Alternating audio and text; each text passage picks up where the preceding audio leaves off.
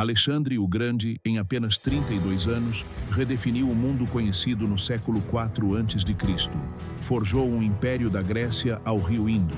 Mais do que um conquistador, foi um estrategista e um fenômeno cultural, cuja ambição e formação aristotélica o catapultaram à lenda.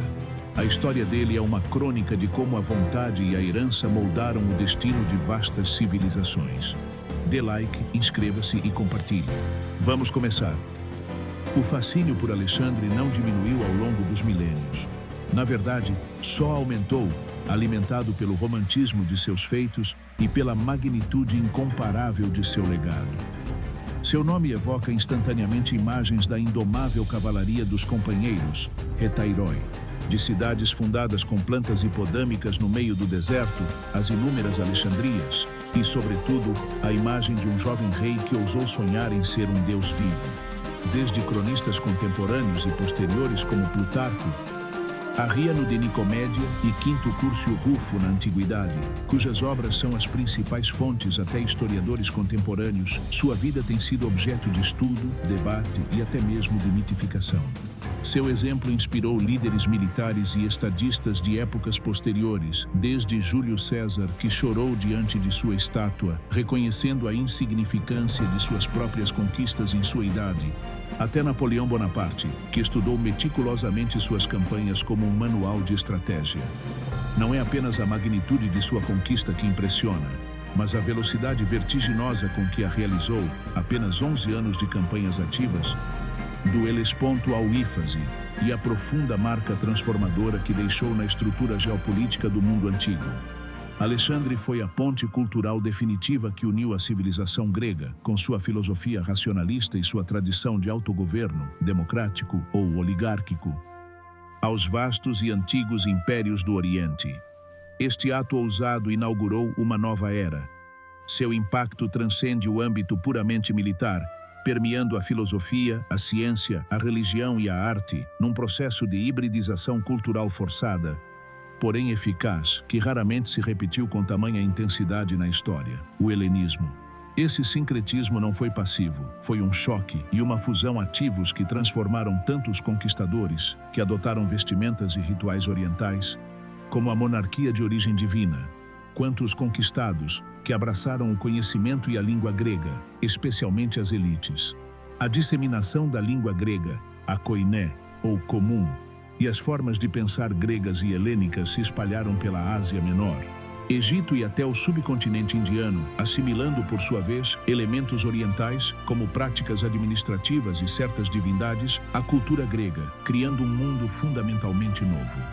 Alexandre nasceu em Pela, a vibrante e crescente capital do Reino da Macedônia, em julho do ano 356 a.C. Sua linhagem era extraordinária e predestinada. Seu pai, Filipe II, um rei brilhante, diplomata astuto e líder militar inovador que transformou a Macedônia de um reino periférico semi-bárbaro na potência hegemônica indiscutível da Grécia. Sua mãe, Olímpia, uma princesa do Epiro, cuja forte ligação com o culto dionisíaco e histórias de descendência mítica, ligando-a a Aquiles e Hércules, incutiu no jovem um senso precoce de grandeza e um destino divino que Alexandre abraçaria plenamente. Filipe II foi o arquiteto metódico do poder macedônio.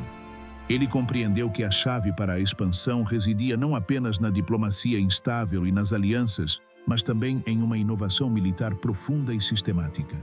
Ele criou a famosa Falange Macedônia, uma formação de infantaria quase impenetrável, armada com a sarissa, uma lança de até 6 metros de comprimento, o que lhe conferia uma vantagem tática decisiva sobre o hoplita grego tradicional. Com essa ferramenta militar e diplomacia astuta, Filipe subjugou as cidades-estado gregas invejosas, culminando na Batalha de Queroneia, no ano de 338 a.C., onde o jovem Alexandre, com apenas 18 anos e já demonstrando seu valor, comandou com sucesso a ala de cavalaria que quebrou a resistência do lendário Batalhão Sagrado de Tebas e dos atenienses.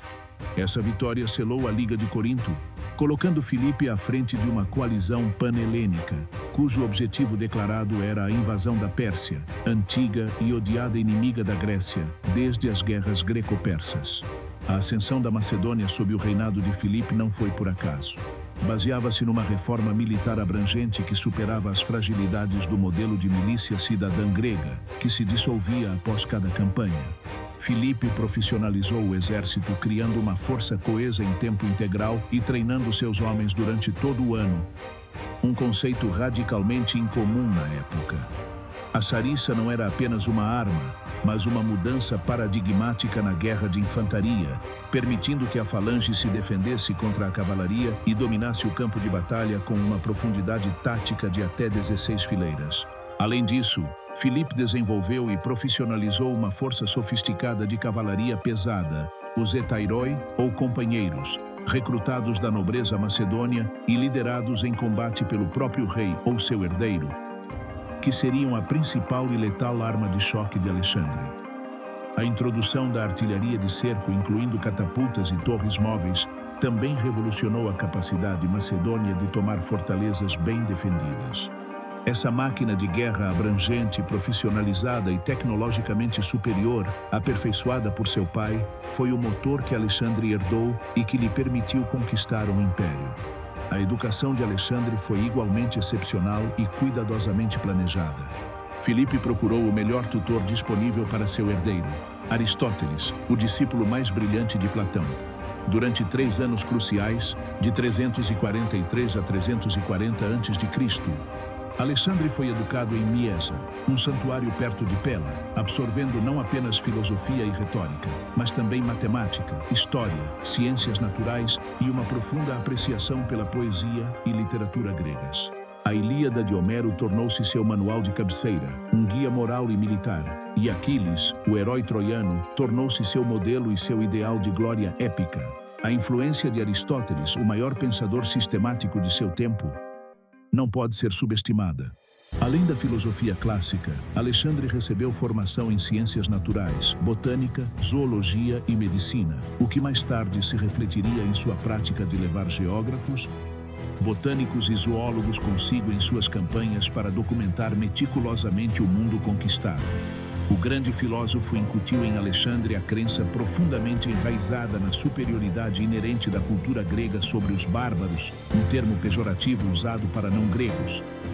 Uma ideia que inicialmente justificou a invasão da Pérsia como uma guerra de punição e uma missão civilizadora. No entanto, o jovem rei reveria e questionaria essa noção com o tempo, favorecendo uma integração das elites. O respeito pelo conhecimento empírico e uma curiosidade insaciável pelo mundo natural, incutidos por Aristóteles, distinguiram Alexandre de um mero líder. Essa dualidade, a aspiração de Aquiles à glória militar desenfreada e a sede de Aristóteles por conhecimento enciclopédico, definia a personalidade complexa e frequentemente contraditória do conquistador. A relação complexa e por vezes turbulenta entre Alexandre e Filipe culminou numa crise dinástica quando Filipe casou com Cleópatra Eurídice, uma mulher da pura nobreza macedônia, no ano de 337 a.C. O nascimento de um possível herdeiro puramente macedônio, em oposição à linhagem mista de Alexandre que vinha da descendência de Olímpia, ameaçava diretamente a posição do jovem príncipe. Esse conflito, que levou a um breve exílio de Alexandre e Olímpia, só foi resolvido com o assassinato de Filipe II em 336 a.C. por Pausânias, um de seus guarda-costas. A morte de Filipe, cujas verdadeiras motivações permanecem um mistério que varia entre vingança pessoal, uma conspiração persa ou intrigas de Olímpia, catapultou Alexandre, um jovem de apenas 20 anos, ao trono da Macedônia. A fragilidade inicial da sua posição era palpável. Revoltas em regiões subjugadas, como a Trácia e a Ilíria, e desafios abertos por parte das cidades-estado gregas que viam o regicídio como uma oportunidade para recuperar a sua autonomia. A resposta de Alexandre foi rápida, decisiva e brutal. Primeiro, ele consolidou seu poder na Macedônia, eliminando potenciais rivais dinásticos, bem como Cleópatra Eurídice e seu filho. Em seguida, ele marchou para o sul, onde a Liga Helênica, intimidada por sua presença, o confirmou como hegemon, líder supremo e comandante da expedição planejada contra a Pérsia. O desafio mais sério veio da rebelião em Tebas, alimentada por falsos rumores da morte de Alexandre. O retorno de Alexandre foi surpreendente pela sua rapidez logística. Após um breve, porém feroz cerco, Tebas foi tomada, e Alexandre tomou uma decisão que serviu de aviso para toda a Grécia. A cidade foi arrasada, seus habitantes mortos ou vendidos como escravos, mais de 30.000, com a única exceção dos sacerdotes e da casa do poeta Píndaro. Este ato calculado de terrorismo político assegurou a submissão incondicional e paralisante do resto da Grécia. O caminho para a Pérsia estava agora livre, e o jovem rei demonstrara uma vontade de ferro e uma eficiência implacável. Na primavera do ano 334 a.C., Alexandre cruzou o Helesponto, atual Dardanelos, com um exército de aproximadamente 48.000 soldados de infantaria e 6.000 de cavalaria. Seu primeiro ato simbólico e propagandístico foi visitar Troia para homenagear o túmulo de Aquiles, reafirmando seu ideal heróico e seu destino como um novo Aquiles em uma guerra de vingança contra a Ásia. O primeiro grande teste foi a Batalha do Grânico, 334 a.C., perto da costa da Ásia Menor. Enfrentando os sátrapas persas, Alexandre audaciosamente atravessou o rio, utilizando a cavalaria dos companheiros, Retairoi, em um ataque frontal, para uma vitória esmagadora que abriu as portas da Ásia Menor, assegurando a costa e a riqueza das satrapias ocidentais. A estratégia persa mudou, e Dário III Codomano, o grande rei, reuniu um enorme exército. O próximo confronto crucial foi a Batalha de Issus, 333 a.C., em um desfiladeiro estreito, um cenário geográfico que neutralizou a vasta superioridade numérica persa. Alexandre liderou o golpe decisivo, investindo pessoalmente à frente de sua cavalaria em direção ao centro persa, dirigindo-se diretamente a Dário III. A fuga precipitada do rei persa causou o colapso instantâneo do exército e levou à captura da família de Dário, sua mãe, esposa e filhas, a quem Alexandre tratou com um cavalheirismo incomum para a época, aumentando ainda mais sua reputação e minando o moral persa.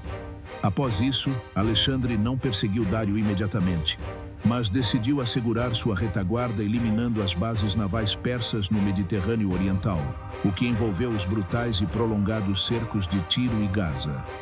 A captura da cidade insular de Tiro, após a construção de uma monumental muralha marítima, mole, de 1 quilômetro pelo mar, foi uma façanha de engenharia sem precedentes, que ressalta a determinação implacável e o gênio logístico de Alexandre.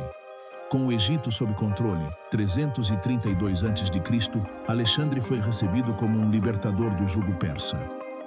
No oásis de Siwá, ele consultou o famoso oráculo de Amon, onde foi proclamado filho de Amon. Esse momento consolidou sua crença, ou pelo menos a propaganda, em seu destino semidivino. Foi também no Egito que ele fundou Alexandria, a primeira e mais famosa das muitas cidades que levariam seu nome. A fundação de Alexandria em 331 a.C. foi uma manifestação tangível da visão de longo prazo de Alexandre. Uma visão que ia além da mera conquista militar. Diferentemente de muitas outras cidades que serviam apenas como guarnições temporárias, Alexandria foi meticulosamente planejada pelo arquiteto Dinócrates de Rhodes para ser um centro de comércio, sincretismo e cultura na interseção de 3 continentes, África, Ásia e Europa. Sua localização estratégica rapidamente a transformou em um porto crucial e um centro econômico global. Embora Alexandre tenha passado apenas um curto período de tempo lá, a cidade floresceu sob seus sucessores, a dinastia Ptolomaica, eventualmente tornando-se lar da lendária Biblioteca e do Farol, uma das 7 maravilhas do mundo antigo. A cidade tornou-se o epicentro do mundo helenístico, um farol do conhecimento onde a filosofia grega se encontrava com a sabedoria egípcia e oriental, demonstrando que Alexandre procurava não apenas conquistar, mas também estabelecer estruturas duradouras para o intercâmbio cultural. A administração eficiente e a hegemonia econômica grega. O confronto final e decisivo com Dário III ocorreu na vasta planície de Gaugamela, 331 a.C., no atual Kurdistão iraquiano. Dário havia preparado o terreno para usar carros de guerra e uma imensa massa de tropas, confiando em sua esmagadora superioridade numérica. A Batalha de Gaugamela é frequentemente citada como a obra-prima tática de Alexandre. O Grande, na qual ele adotou uma formação oblíqua, manteve a calma sob o ataque dos carros de guerra e manobrou o flanco persa. O momento decisivo ocorreu quando Alexandre, à frente da cavalaria dos companheiros, aproveitou uma brecha que se abriu na linha persa e atacou com velocidade e precisão a posição de Dário. A segunda fuga do rei persa causou uma desintegração geral e definitiva do vasto exército. A vitória significou a queda imediata do Império Aquemênida.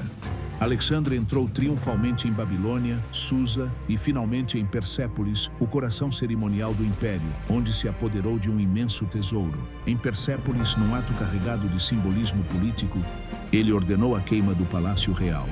O incêndio de Persépolis em 330 a.C. é um dos atos de Alexandre o Grande mais debatidos. Arriano sugere que foi um ato de fúria ou embriaguez, instigado pela cortesã ateniense Thaís, como vingança simbólica pelo incêndio de Atenas por Xerxes quase 150 anos antes. No entanto, a maioria dos historiadores modernos considera isso uma decisão política deliberada e calculada.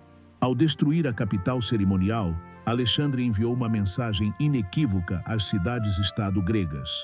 A dívida histórica das guerras greco-persas estava paga, cumprindo o objetivo declarado da Liga de Corinto.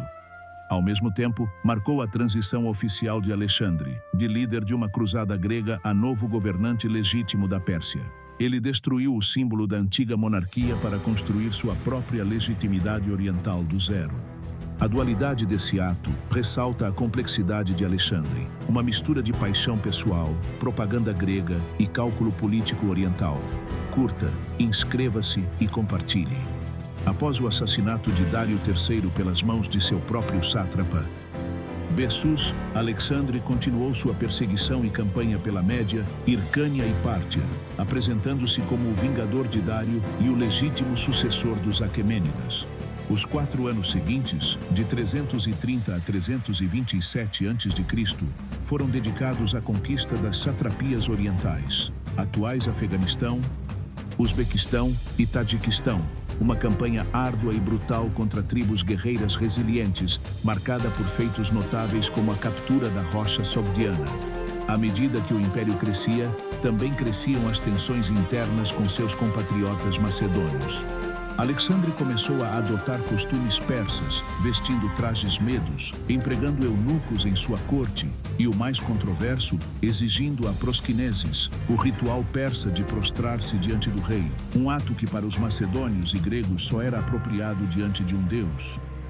Essa orientalização causou um profundo sentimento de alienação e múltiplas conspirações. Incidentes trágicos como o assassinato de Cleito, o negro, que havia salvado sua vida no Granicus, num acesso de fúria sob a influência do álcool, e a execução do general Parmênio e seu filho Filotas, acusados de conspiração com provas duvidosas, demonstraram a paranoia e o pragmatismo implacável do rei. A execução de Calístenes, sobrinho de Aristóteles, por sua oposição à prosquinesis. Ele enfatizou a intolerância de Alexandre, as críticas à sua crescente deificação e autoritarismo. A mudança de Alexandre em direção à adoção dos costumes persas representou uma ruptura psicológica com seus compatriotas macedônios. Seu objetivo era eminentemente prático e estratégico. Governar um vasto império habitado predominantemente por persas exigia a cooperação da elite local e uma legitimidade que transcendesse o mero direito de conquista. Vestindo-se com trajes persas e nomeando sátrapas persas, ele procurou integrar a nobreza derrotada à administração. A prosquinesis foi o teste decisivo dessa mudança. Na cultura oriental, era um gesto de profundo respeito.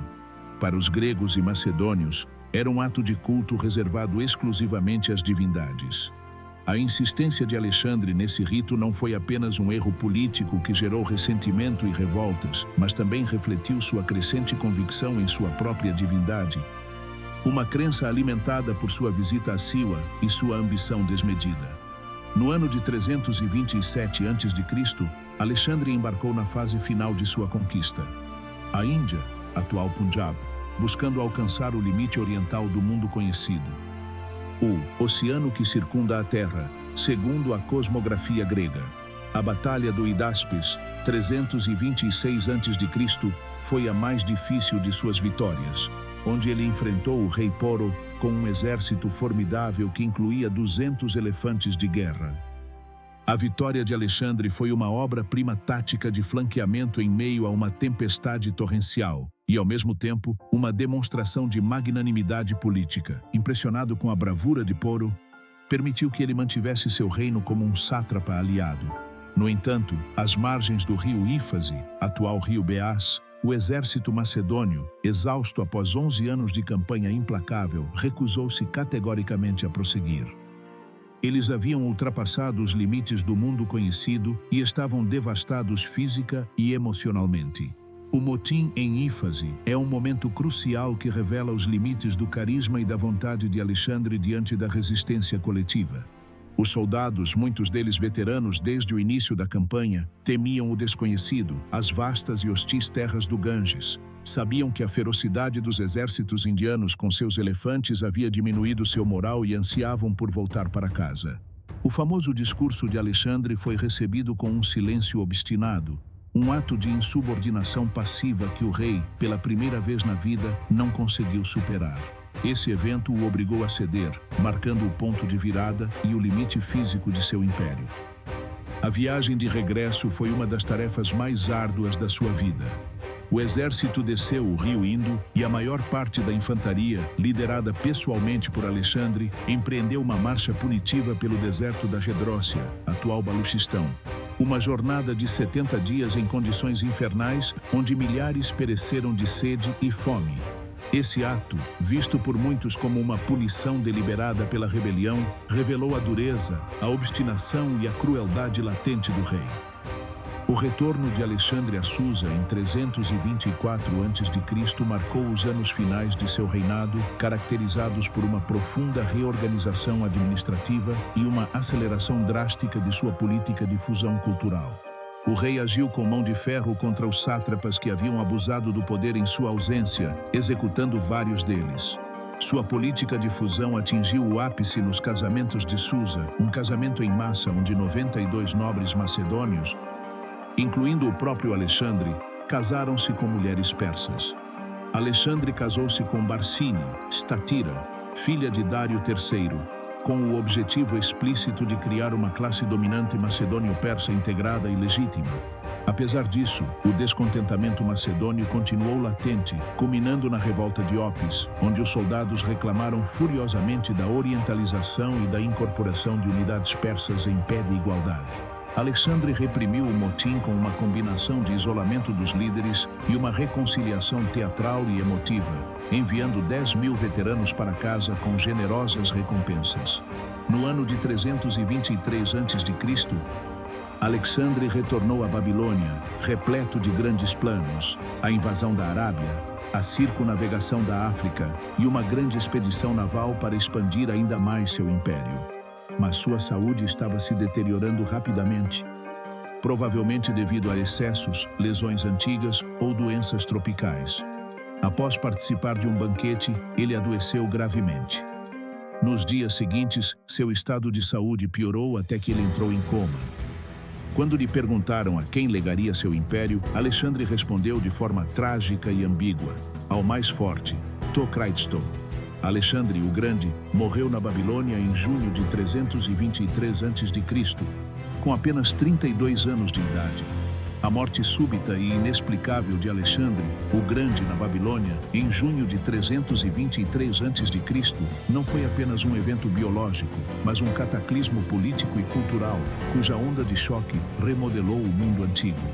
O jovem rei macedônio, que havia conquistado um vasto território que se estendia do Mediterrâneo à Índia em apenas 13 anos, desapareceu no auge do seu poder, com apenas 32 anos de idade. A causa de sua morte é, até hoje, objeto de intenso debate que abrange desde patologia médica até intrigas palacianas, alimentando lendas e mistérios por mais de 2 milênios.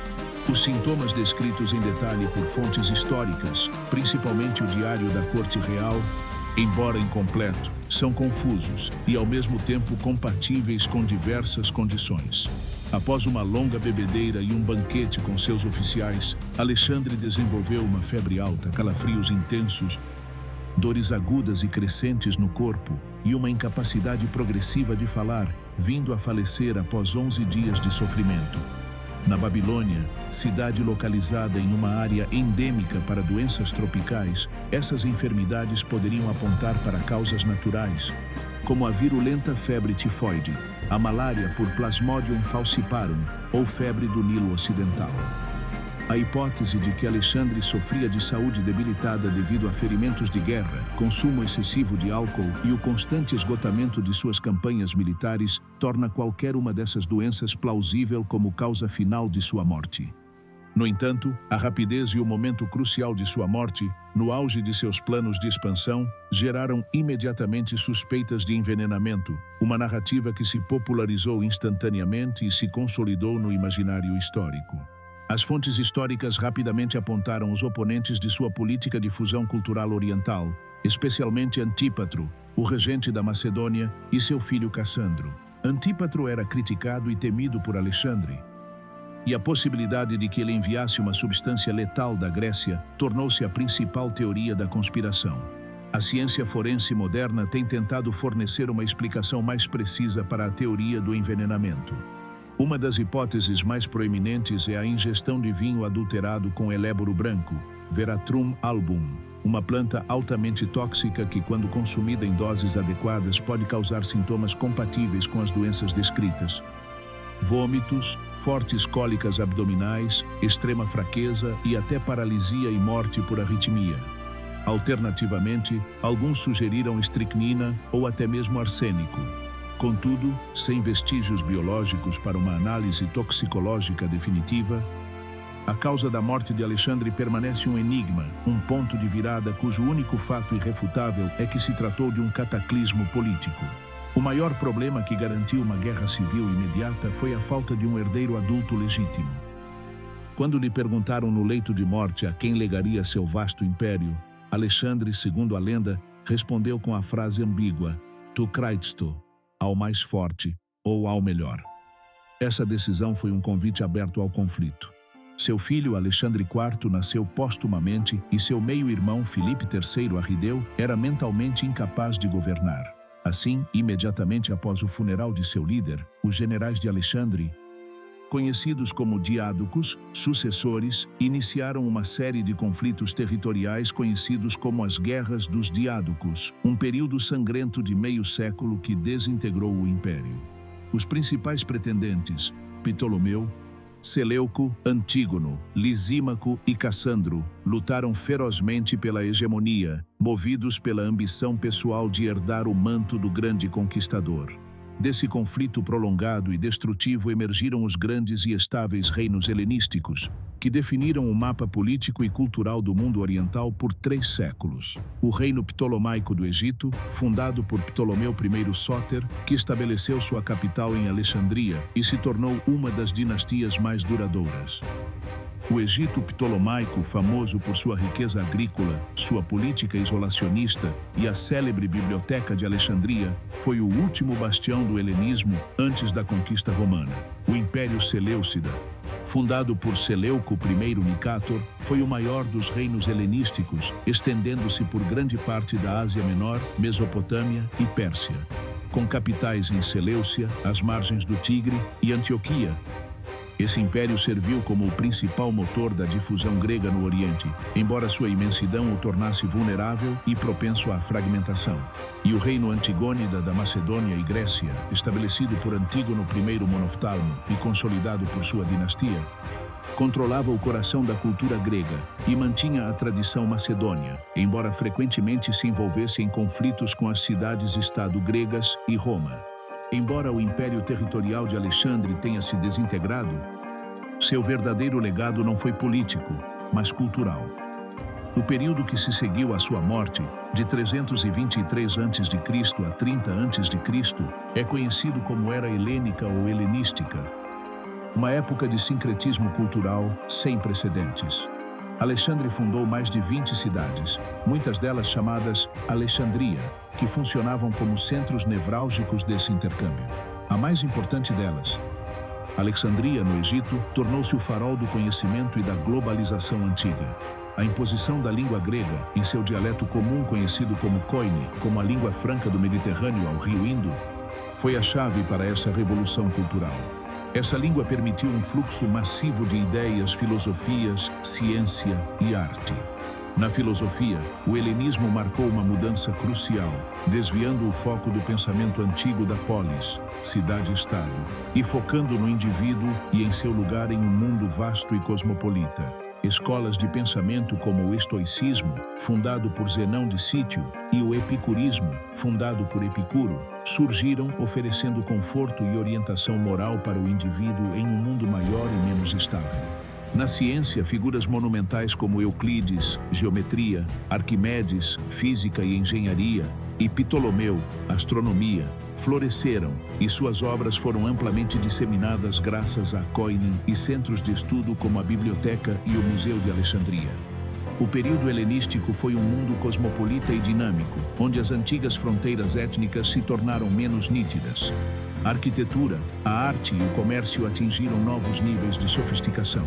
Essa koine, culturalmente, não foi apenas o culminar da expansão de Alexandre, mas também a preparação para a ascensão de uma nova potência.